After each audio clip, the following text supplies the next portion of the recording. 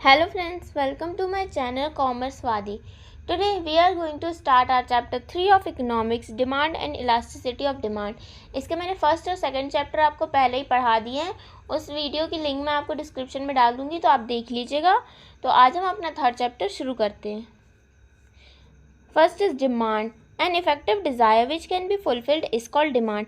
Demand क्या होती है? एक इफेक्टिव डिज़ायर, मतलब आप किसी चीज़ को पाना चाह रहे हैं, आप किसी कमोडिटी को आप चाह रहे हैं, वो आपकी डिज़ायर है वो चाहना, और वो कमोडिटी मतलब वो चीज़ आप फुलफ़िल भी कर सकते हैं। ऐसी चीज़ होनी चाहिए जो कि आप फुलफ़िल कर सकते हैं, जो चीज़ें आप ख़रीद सकते हैं। अब यदि आप मून और सन और स्टार्स की बात करेंगे तो ये सब तो डिमांड नहीं कहलाएगी, क्योंकि आप इसे फुलफ़िल ही नहीं कर सकते। पर ऐसी कोई कमोडिटी जिसे आप फुलफ़िल भी कर सकते हैं और आपकी डिज़ायर भी है, उसे हम कहते हैं डिमांड। अब डिमांड की एक और डेफिनेशन दी है, the desire to buy a commodity. एक डिज़ायर, हमें एक कमोडिटी को बाय करने के लिए, मतलब हमें ख़रीदनी है किसी कमोडिटी को, तो हमारे डिज़ायर मतलब हम चाह रहे हैं उसे ख़रीदना, at a given price with availability of such commodity and resources to acquire it is called demand. मतलब डिज़ायर तो है, उसके साथ प्राइस जो उसका गिवन है वो भी हम तैयार है देने को, और वो कमोडिटी भी अवेलेबल होनी चाहिए, और उसे ख़रीदने के लिए हमारे पास पैसे भी होने चाहिए, उसे ही हम कहते हैं डिमांड। तो ये डिमांड के लिए 4 फैक्टर्स होते हैं, ऐसे 4 चीज़ें होती हैं जो ज़रूरी होती हैं, तभी हम उसे डिमांड कहेंगे। वो क्या होती हैं? Desire to buy a commodity. For example हम ले लेते हैं कि आप 12th में हैं और आपने पूरे साल इकोनॉमिक्स की बुक नहीं ख़रीदी, और जब एग्ज़ाम आया तो आपको लग रहा है कि अब मुझे बुक ख़रीद लेनी चाहिए। तो आप क्या चाह रहे हैं? आपकी डिज़ायर है कि मुझे बुक ख़रीद लेनी चाहिए, तो आपकी कमोडिटी को ख़रीदने के लिए आपकी डिज़ायर है। विलिंगनेस टू स्पेंड, मतलब जितनी की वो बुक है आप उतने पे करने के लिए, आप उतने स्पेंड करने के लिए भी तैयार हैं। Sufficient resources to buy such commodity, और आपके पास सफिशिएंट रिसोर्स मतलब आपके पास मनी भी है इतनी कि आप उस कमोडिटी को ख़रीद सकते हैं। और availability of the desired commodity, मतलब वो डिज़ायर्ड कमोडिटी मतलब वो बुक भी अवेलेबल होनी चाहिए। तो जब ये 4 फैक्टर्स होते हैं, ये 4 चीज़ें होती हैं, तभी हम उसे डिमांड कहते हैं। Next is demand schedule. अब डिमांड स्केड्यूल क्या होता है? A table showing different quantities that a consumer is willing to buy at a different price. मतलब एक टेबल जिसमें हम अलग अलग क्वांटिटीज़ दिखाते हैं जो कि कंज्यूमर ख़रीदना चाहता है अलग अलग प्राइजेस पे eight a particular point of time. यदि किसी भी एक कमोडिटी को यदि कोई कंज्यूमर अलग अलग प्राइस पे ख़रीद रहा है एट अ गिवन प्राइस और पर्टिकुलर पॉइंट ऑफ टाइम, उसे हम कहते हैं डिमांड स्केड्यूल। उस टेबुलर फॉर्मेशन को हम कहते हैं डिमांड स्केड्यूल। अब डिमांड कर्व क्या होता है? Graphical representation of quantity demanded by consumer at different prices eight a particular point of time. जिस चीज़ का हमने स्केड्यूल बनाया, जिस चीज़ का हमने टेबल बनाया, उसी को यदि हम ग्राफिकली रिप्रेजेंट करते हैं कंज्यूमर की डिमांड को, जो भी वो क्वांटिटी डिमांड कर रहा है अलग अलग प्राइजेस पे eight a particular point of time, उसे हम कहेंगे डिमांड कर्व। अब इंडिविजुअल डिमांड क्या होती है? किसी एक इंडिविजुअल, जैसे आप एक इंडिविजुअल है, आपकी डिमांड है किसी भी कमोडिटी की, quantity demand of a commodity by an individual consumer, एक इंडिविजुअल कंज्यूमर के द्वारा at a particular point of time with different prices. जैसे कि यहाँ पे देखिए एक इंडिविजुअल डिमांड स्केड्यूल दिया, मतलब जो सारी क्वांटिटी डिमांडेड है उसको जो हमने टेबुलर फॉर्म में रिप्रेजेंट किया, उसे हम कहेंगे इंडिविजुअल डिमांड स्केड्यूल। ये इंडिविजुअल की डिमांड है। अब देखिए प्राइस दिया मिल्क का 12 रुपीज़ पर लीटर, 10 रुपीज़ पर लीटर, 8 रुपीज़ पर लीटर। यदि मिल्क 12 रुपीज़ पर लीटर है तो कोई भी कंज्यूमर, कोई भी individual consumer 10 litres per month खरीद रहा है, और 10 रुपीज़ पर लीटर है तो 20 लीटर्स पर मंथ खरीद रहा है। ऐसे करके डिफरेंट डिफरेंट प्राइजेस पे यदि वो क्वांटिटी डिमांड कर रहा है eight a particular point of time, तो उसे हम कहेंगे इंडिविजुअल डिमांड स्केड्यूल। उस टेबुलर रिप्रेजेंटेशन को हम कहेंगे इंडिविजुअल डिमांड स्केड्यूल। अब इसी को यदि हम ग्राफिकली रिप्रेजेंट करते हैं, देखिए जैसे मैंने यहाँ पे किया है, तो ये जो लाइन बन रही है स्ट्रेट लाइन, ये हमारे डिमांड को दिखा रही है अलग अलग प्राइजेस पे, तो इसी को हम कहते हैं individual demand curve. Next is determinants of individual demand, factors affecting individual demand. अब ये क्या होता है? डिटर्मिनेंट्स और फैक्टर्स अफेक्टिंग दोनों सेम ही होते हैं। यदि आपको पूछता है एग्जाम में डिटर्मिनेंट्स लिखिए या फैक्टर्स अफेक्टिंग इंडिविजुअल डिमांड लिखिए, तो आप यही चीज़ें लिखेंगे, यही 5 फैक्टर्स लिखेंगे। First is price of commodity itself, मतलब प्राइस ऑफ कमोडिटी मतलब उस कमोडिटी का प्राइस, जो कमोडिटी हम डिमांड कर रहे हैं उसका प्राइस क्या है। जैसे कि फॉर एग्जांपल आपको चाहिए है कोई भी कमोडिटी, जैसे कि आपने फॉर एग्ज़ाम्पल कॉफ़ी चाहिए आपको, तो कॉफ़ी का जो प्राइस है वो चेंज नहीं होना चाहिए। तो उसे हम कहेंगे प्राइस ऑफ कमोडिटी इटसेल्फ। जो ये सारे फैक्टर हैं वो कांस्टेंट रहने चाहिए। तो प्राइस यदि कांस्टेंट रहेगा, तो यदि प्राइस चेंज होता है तो वो क्या होगा, डिमांड को अफेक्ट करेगा। यदि बढ़ता है तो डिमांड कम हो जाएगी, यदि कम होता है तो डिमांड बढ़ जाएगी। फिर next is price of related goods. Related goods जो होते हैं वो दो टाइप के होते हैं, एक सब्स्टिट्यूट गुड, एक कॉम्प्लीमेंट्री गुड। सब्स्टिट्यूट गुड वो होता है कि एक गुड के बदले में हम दूसरे गुड खरीद रहे हैं, जैसे कि फॉर एग्जाम्पल कि कॉफ़ी के बदले में हम टी खरीदने लगे, तो ये क्या हो गया, सब्स्टिट्यूट गुड हो गया। और कॉम्प्लीमेंट्री गुड क्या होता है, मतलब हम किसी कॉफ़ी के साथ जो कंज्यूम कर रहे हैं, मतलब यदि हम कॉफ़ी नहीं लेंगे तो हम वो भी नहीं लेंगे। जैसे फॉर एग्जांपल हम कॉफ़ी और मिल्क लेते हैं, तो यदि हम कॉफ़ी लेना बंद कर दी, कॉफ़ी का प्राइस बढ़ गया, हमने कॉफ़ी लेना बंद कर दी, तो क्या होगा, मिल्क का भी डिमांड कम हो जाएगी। या तो डिमांड मतलब जो यदि मिल्क का प्राइस जो है वो बढ़ गया तो क्या करेंगे, हम कॉफ़ी लेना बंद कर दें। जो हमारा सब्स्टिट्यूट गुड है या हमारा जो कॉम्प्लीमेंट्री गुड है, उनके भी प्राइस जो है वो कांस्टेंट रहने चाहिए, उनके भी प्राइस चेंज नहीं होती, नहीं तो उससे भी जो डिमांड में फ़र्क पड़ता है। Next is income of consumer. Income of consumer क्या है, जैसे कि आपकी इनकम बढ़ गई तो आप क्या करेंगे, और ज़्यादा कमोडिटीज़ खरीदने लगेंगे। पर यदि आपकी इनकम कम हो गई तो आप क्या करेंगे, कम खरीदने लगेंगे, तो उससे भी डिमांड में फ़र्क आएगा। Consumers taste and preference. Consumer का टेस्ट कैसा है, किसी को कॉफ़ी पसंद होती है, किसी को चाय पसंद होती है, किसी को दोनों पसंद नहीं होता है, तो लोग अपने अपने प्रेफरेंस अपने अपने टेस्ट के हिसाब से खरीदते हैं कमोडिटी, तो उससे भी डिमांड में फ़र्क आता है। फिर future expectation of change in price.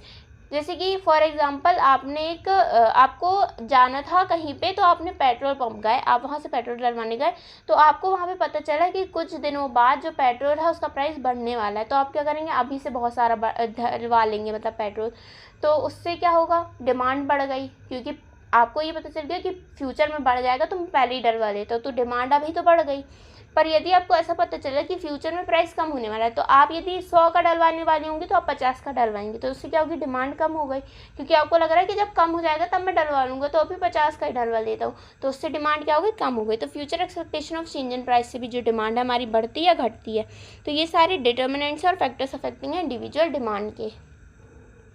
Next is market demand. Market demand क्या होती है, quantity demanded of a commodity by all the consumers in the market at a different price and at a particular point of time. अब जैसे हमने individual demand पढ़ा, individual demand में क्या था, किसी एक इंडिविजुअल का था। मार्केट डिमांड में क्या होता है, पूरे मार्केट की डिमांड होती है।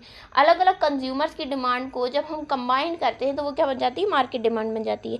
अब देखिए इसी को हमने टेबुलर रिप्रेजेंट किया तो वो क्या हो गया, मार्केट डिमांड स्केड्यूल हो गया। अब देखिए यहाँ पे जो अलग अलग प्राइजेस दिए हुए हैं पर लीटर के हिसाब से, और ये ABCD ये जो है ये इंडिविजुअल डिमांड है, अलग अलग इंडिविजुअल की डिमांड्स हैं। अब ये सारी इंडिविजुअल डिमांड को जब हम ऐड करेंगे तो वो क्या बन जाएगी, टोटल होके मार्केट डिमांड बन जाएगी। उसी को हम कहते हैं मार्केट डिमांड, जो कि हमने यहाँ पे टेबुलर रिप्रेजेंट किया, तो इसे हम कहेंगे मार्केट डिमांड स्केड्यूल। और यदि हम इसे ग्राफिकली रिप्रेजेंट करेंगे जैसे कि मैंने यहाँ पे किया, तो इसे हम कहेंगे मार्केट डिमांड कर्व। अब क्या है यहाँ पे, डिटर्मिनेंट्स ऑफ मार्केट डिमांड और फैक्टर्स अफेक्टिंग मार्केट डिमांड। जैसे कि हमने इंडिविजुअल डिमांड के फैक्टर्स अफेक्टिंग पढ़े हैं, वैसे ही मार्केट डिमांड के भी होते हैं। तो जो स्टार्टिंग के 5 फैक्टर्स हमने इंडिविजुअल डिमांड में पढ़े हैं, वही सेम मार्केट डिमांड में भी होते हैं। देखिए, price of commodity itself, price of related goods, income of consumers taste and preference और future expectation of change in price. ये 5 के अलावा जो मार्केट डिमांड है उसमें 4 और फैक्टर्स होते हैं। Habits and fashion. Habits and fashion क्या होता है कि जैसे किसी की कुछ हैबिट है, किसी की कुछ हैबिट है, किसी को गार्डनिंग करना पसंद है तो गार्डनिंग की डिमांड रहेगी, उसके लिए गार्डनिंग के सामान की डिमांड रहेगी। किसी को सिंगिंग करना पसंद है तो उससे मतलब म्यूज़िकल इंस्ट्रूमेंट्स अलग अलग चीज़ों की डिमांड रहेगी। तो लोगों के हैबिट्स के हिसाब से, अब जैसे फ़ैशन है, किसी चीज़ का फ़ैशन कभी बढ़ जाता है, जैसे अभी के समय में जो भी ट्रेंड में चल रहा है लोग उसकी डिमांड बढ़ जाएगी तो लोग वो खरीदने लगेंगे। तो हैबिट और फैशन के हिसाब से भी मार्केट की डिमांड जो है वो बढ़ती है घटती रहती है। फिर composition and size of population. अब जैसे कोई बहुत कम पॉपुलेशन का एरिया है तो वहाँ पे डिमांड भी किसी भी कमोडिटी की कम रहेगी, पर यदि कोई बहुत ज़्यादा पॉपुलेटेड एरिया है तो वहाँ पे हर चीज़ की डिमांड भी ज़्यादा रहेगी। तो पॉपुलेशन के हिसाब से भी जो डिमांड है वो घटती बढ़ती है। Distribution of income. Distribution of income का मतलब होता है जैसे कि आपने किसी विलेज एरिया में, फॉर एग्जांपल आपने किसी विलेज एरिया में, पुअर एरिया में आपने खोल दी एक अच्छी शोरूम ऑडी का। अब यदि ऑडी का शोरूम खोल दिया आपने वहाँ पे, तो वहाँ पे क्या कोई खरीदेगा, उनकी इनकम ही नहीं है इतनी, तो वो क्या करेंगे खरीद के, मतलब वो खरीद ही नहीं सकते, उनकी इनकम ही नहीं है। डिस्ट्रीब्यूशन ऑफ इनकम ऐसा होता है कि उनकी इनकम कम है। अब जैसे यदि आपने किसी सिटी एरिया में अच्छी अच्छी सिटी में आपने खोल दिया ऑडी का शोरूम, तो वहाँ पे उसकी डिमांड हो भी सकती है क्योंकि लोगों की इनकम उतनी है, तो लोग खरीद भी सकते हैं। तो ऐसे इनकम, जितनी लोगों की इनकम है उस हिसाब से भी डिमांड अलग अलग जगह पे चेंज रहती है। फिर climate and weather condition. Climate and weather condition कैसे हुआ, जैसे कि फॉर एग्जांपल जैसे आप यदि नॉर्थ इंडिया में जाएंगे तो वहाँ पे पूरे समय जो रहता है वो विंटर टाइम का रहता है, तो वहाँ पे हमेशा विंटर वेयर की ज़रूरत रहती है। और यदि आप साउथ इंडिया में जाएंगे तो वहाँ हमेशा समर वेयर की ज़रूरत रहती है। तो और यदि आप ऐसे मिडिल में रहेंगे तो वहाँ पे अलग अलग सीजन्स चेंज होते हैं, क्लाइमेट चेंज होते हैं, तो उस हिसाब से अलग हिसाब से रेनी सीज़न के लिए जब रेनी सीज़न रहेगा तो उसकी डिमांड रहेगी, जब विंटर रहेगा तो विंटर वेयर की डिमांड रहेगी, जब समर रहेगा तो समर वेयर की डिमांड रहेगी। तो अलग अलग सीजन्स के हिसाब से, क्लाइमेट वेदर के हिसाब से भी जो है डिमांड, मार्केट डिमांड चेंज होती है। तो ये सारे फैक्टर्स हैं मार्केट डिमांड के। अब है law of demand. Law of demand क्या होता है, बाकी सारी चीज़ों को, बाकी सारे फैक्टर, मतलब हमने अभी बहुत सारे फैक्टर्स पढ़े, तो वो सारे फैक्टर्स जैसे कि price of related goods, income of consumer, distribution of income, habits, fashion, taste, preference और future expectation of change in price, ये सारे फैक्टर्स को कांस्टेंट रख के सिर्फ एक फैक्टर जो कि है प्राइस ऑफ कमोडिटी इटसेल्फ, मतलब कमोडिटी का प्राइस, बस उस फैक्टर को बस हम यदि बदलते हैं, बाकी सारे फैक्टर्स कांस्टेंट है। सिर्फ यदि प्राइस, जो कमोडिटी का प्राइस है वो बस यदि फॉल होता है तो जो क्वांटिटी डिमांडेड क्या है वो बढ़ जाएगी। यदि किसी चीज़ का प्राइस कम होगा तो उसकी क्वांटिटी डिमांडेड ऑटोमेटिकली बढ़ जाएगी, आप उसे खरीदने जाएंगे। लेकिन यदि किसी भी कमोडिटी का प्राइस बढ़ जाता है तो उसकी क्वांटिटी डिमांडेड क्या हो जाएगी, फॉल हो जाएगी, मतलब कम हो जाएगी। तो उसे, जो ये हमारा इन्वर्स रिलेशनशिप है इन दोनों के बीच में, प्राइस और डिमांड के बीच में, इन्वर्स रिलेशनशिप मतलब कि एक चीज़ के यदि एक चीज़ इंक्रीज़ हो रहा है तो दूसरी डिक्रीज़ हो रही है, और वो इंक्रीज़ हो रहा है तो वो डिक्रीज़ हो रही है, मतलब दोनों इंक्रीज़ और डिक्रीज़ अलग अलग हो रहा है, तो इसे हम क्या कहेंगे, इन्वर्स रिलेशन। लेकिन ये डायरेक्ट रिलेशन क्या होता है कि यदि एक चीज़ का प्राइस बढ़ रहा है तो डिमांड भी बढ़ रही है, और प्राइस घट रहा है तो डिमांड भी घट रहा है, तो इसे हम कहते हैं डायरेक्ट रिलेशन। पर यहाँ पे क्या है, प्राइस बढ़ रहा है तो डिमांड फॉल हो रही है, और डिमांड बढ़ रही है तो प्राइस फॉल हो रहा है, तो इसे हम क्या कहेंगे, इन्वर्स रिलेशनशिप कहेंगे बिटवीन प्राइस एंड डिमांड। तो यही जो थ्योरी है कि यदि प्राइस फॉल होता है तो डिमांड बढ़ जाती है, और यदि प्राइस राइज होता है तो डिमांड फॉल हो जाती है, तो इसी इन्वर्स रिलेशनशिप को हम कहेंगे, ये जो थ्योरी है इसे हम कहेंगे लॉ ऑफ डिमांड। ठीक है, अब ये जो लॉ ऑफ डिमांड है इसके कुछ अजम्पशंस होते हैं, वो हम यहाँ पे पढ़ते हैं। First is income of consumer should remain unchange, मतलब जो कंज्यूमर है उसकी इनकम चेंज नहीं होनी चाहिए यहाँ पे, या बढ़ना नहीं चाहिए या कम नहीं होना चाहिए। Taste and preference of consumer should remain unchange, taste और प्रेफरेंस लोगों का सेम रहना चाहिए, वो चेंज नहीं होना चाहिए। Price of related goods should remain unchange, मतलब जो रिलेटेड गुड्स हैं, सब्सटीट्यूट या कॉम्प्लीमेंट्री गुड्स हैं, उनके जो प्राइस है वो भी चेंज नहीं होना चाहिए। Commodity must not be of Prestige value, मतलब जो दूसरे प्रेस्टीज वैल्यू की, मतलब प्रेस्टीज वैल्यू वाली कमोडिटी नहीं होनी चाहिए, जैसे कि ज्वेलरीज या फिर प्रीशियस स्टोन्स, ये सारे, इनका प्राइस बढ़ने या घटने से कोई लेना देना नहीं रहता, इनकी डिमांड उतनी ही रहती है, तो ये जो हमारे प्रेस्टीज वैल्यू की कमोडिटी नहीं रहनी चाहिए। Future expectation of price change नहीं होना चाहिए कि या फ्यूचर में प्राइस चेंज होने वाला है, तो ये नहीं होना चाहिए। Size and composition of population should remain unchange, और जो साइज और कंपोजिशन है पॉपुलेशन का वो भी चेंज नहीं होना चाहिए। तो ये सारे हमारे अजम्पशंस हैं लॉ ऑफ डिमांड के। अब why demand curve slopes downward to right. अब ये देखिए, जो डिमांड कर्व होता है हमारा वो क्या होता है, डाउनवर्ड स्लोपिंग होता है टू राइट, राइट में डाउनवर्ड स्लोपिंग होता है। जैसे कि अभी हमने इंडिविजुअल डिमांड और मार्केट डिमांड का कर्व देखा भी, तो वो क्या था, straight and downward sloping to right था। तो ऐसा क्यों होता है, तो फर्स्ट रीज़न क्या है, because of law of diminishing marginal utility. Law of diminishing marginal utility हमने पिछले चैप्टर में पढ़ा था, सेकंड चैप्टर में, कि जैसे जैसे जो हमारे जैसे जैसे हम किसी भी कमोडिटी को कंज्यूम करते हैं तो उससे जो हमको एडिशनल यूटिलिटी मिलती है वो भी डिक्रीज़ होती रहती है। तो यही क्या होता है, law of diminishing marginal utility. तो इसी कारण जो है, जो उसका स्लोप है वो क्या है, डाउनवर्ड स्लोपिंग है।